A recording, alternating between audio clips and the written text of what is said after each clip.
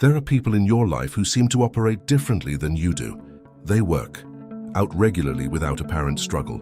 They show up on time consistently for things that require sustained effort. They pursue long projects without losing the thread. And when you look at them closely, when you try to understand what they have that you don't, the answer you usually settle on is willpower. They must have more of it. They must want it more, or be built differently, or have some internal resource that you somehow lack.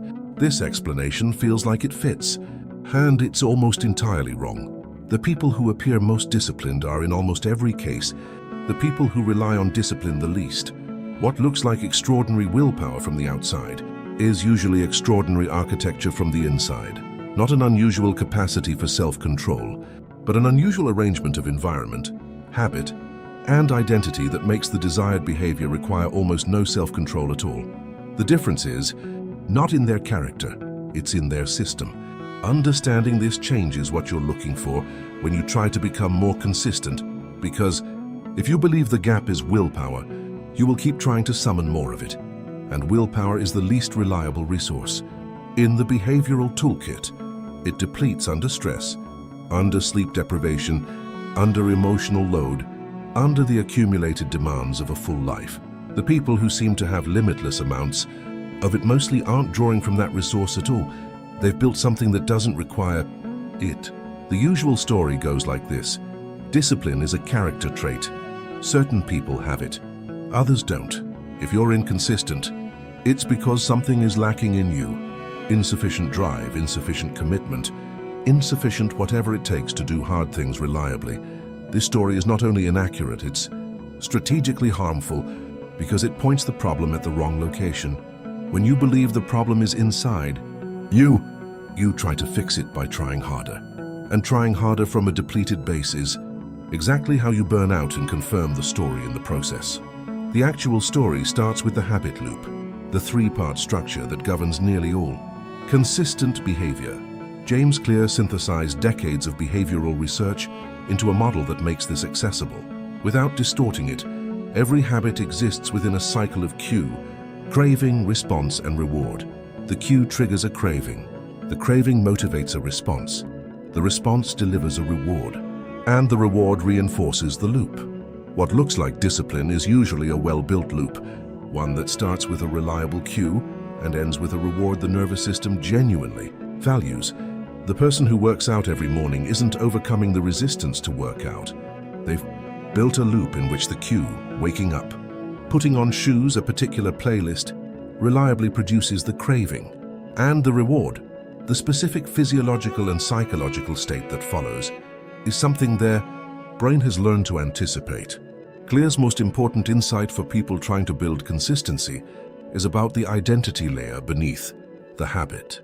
He identified two types of change: outcome-based, which focuses on what you want to achieve, and identity-based, which focuses on who you believe you are becoming. Someone trying to run regularly because they want to lose weight is using the first approach. Someone who runs regularly because they see themselves as someone who runs is using the second. The behavioral difference over time is significant. When a behavior is anchored to identity, every successful execution is evidence for a self-story, a vote cast, as he puts it, for the kind of person you are. And identity, once it begins incorporating a behavior, acts as a maintenance force rather than something the behavior has to fight against. The implication is specific. If you want to be consistent at something, the first question is not how do I make myself do this, it's what kind of person does this thing, and am I beginning to become that person? This isn't about affirmations or wishful thinking. It's about the cumulative effect of small acts of evidence. Each time you do the thing, even a reduced version, even imperfectly, even under protest, you are adding to an emerging body of evidence that this behavior belongs to you. And the self-concept, once it genuinely incorporates the behavior as part of its definition, begins exerting social and emotional force in favor of the behavior rather than against it. B.J. Fogg's contribution is the missing practical layer that makes Clear's identity insight workable. Fogg spent years researching why people who want to change specific behaviors reliably fail. And what he found was this: the size of the behavior is almost always the problem. Most people design changes that are meaningful enough to be motivating, which means they require meaningful effort, which means they depend on a reliable supply of motivation. And motivation is unreliable. It peaks, and then it falls. It's high on Sunday night when you're planning the week, and low on Wednesday morning when the alarm goes off. What Fogg found works is something that runs counter to the logic of ambition, starting smaller than you think makes sense. Not the full version of the behavior, a minimal version, something so small that it can be executed even when motivation is at its lowest ebb. 2 minutes of something instead of 30, one sentence instead of a page. The point isn't the small act itself. The point is that the small act maintains the neural pathway, preserves the identity connection, and demonstrates to your own nervous system that you are someone who does this, even when conditions aren't ideal. And that evidence, accumulated over time, is what eventually supports a larger, more substantial version of the behavior. Fogg also identified the most powerful structural support for new behaviors, anchoring them to existing ones, not scheduling them to happen at a specific time, which fails when the day changes, but attaching them to a reliable behavioral event that already occurs. After you pour your morning coffee, before you check your phone, when you sit down at your desk, the existing behavior becomes the cue. The new behavior becomes the routine that follows, and the sequence, repeated enough times, begins to feel natural in the way that all sequences do, once they've been repeated often enough. Angela Duckworth's research on grit adds the dimension that makes this complete over longer timelines. Grit, as she defines it, is sustained passion and perseverance toward long-term goals despite setbacks and plateaus. The research on what distinguishes people with high grit from those without it is not about capacity or talent. It's about the relationship between the person and the difficulty. People with grit don't experience plateaus as evidence that the project isn't working. They experience them as a normal part of the process, and critically, they have a purpose connection strong enough to sustain effort through periods when progress isn't visible. What Duckworth's work reveals is that long-term consistency requires something beyond well-designed habits.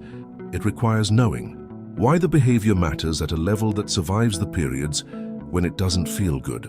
The habit loop keeps the behavior running day to day, but the meaning beneath it is what keeps the whole project alive through the inevitable weeks when the cues still fire, but the motivation is thin. The most consistent people, in Duckworth's research, are not the most disciplined in the sense of the hardest on themselves. They are the most connected to a purpose that makes the behavior feel non-optional. Not because they've decided it should be, but because they've genuinely aligned it with something they care about deeply. In practice, this means that building consistency is a 3-layer project. The first layer is structural, designing the habit loop with a reliable cue, a minimal first version of the behavior, and a genuine reward that your nervous system will learn to anticipate. Not a reward you think you should want, but one that your brain actually values, physical, emotional, social, or functional. The second layer is identity-based, choosing to understand each execution of the behavior, however small, as a vote for the kind of person you are becoming, not performing as behavior, but inhabiting an identity that includes it. The third layer is purpose-based, articulating, in your own language, why this consistency matters, not as an abstract commitment, but as a connection to something that will remain real to you on the days when the motivation is gone and the only thing standing between you and the skip is the clarity of why. None of these layers is sufficient alone. The structure without the identity becomes mechanical and brittle. The identity without the structure becomes aspirational and abstract. The purpose without either becomes inspiring until it doesn't. Together, they produce what looks from the outside like extraordinary discipline and feels from the inside like doing what you do because you are who you are. The shift from "I need more discipline" to "I need better architecture" is not a comfortable one if your self-story has been built around the idea that discipline is a character issue, but it is a far more workable one. Because architecture can be designed, systems can be adjusted, environments can be changed, identity narratives can be updated with evidence. These are all things you can do. And unlike willpower, they don't require conditions to be ideal. They work precisely because they're built for conditions that aren't. There is one more dimension worth naming: before leaving this framework, because it addresses the question most people are actually asking when they wonder why they're inconsistent. Why does it work for a while and then stop?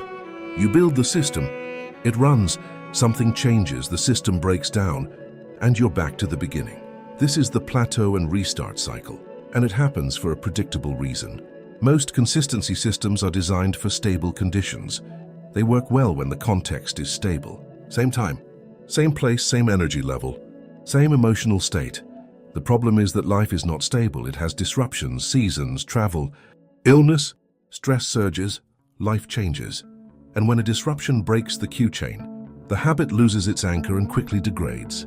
What separates people who recover quickly from disruptions and those who start over is usually one thing: how they interpret the break. If the break is interpreted as evidence of failure, as confirmation of the character story, then the break tends to extend, the identity layer collapses, and with it the motivation to rebuild the structure.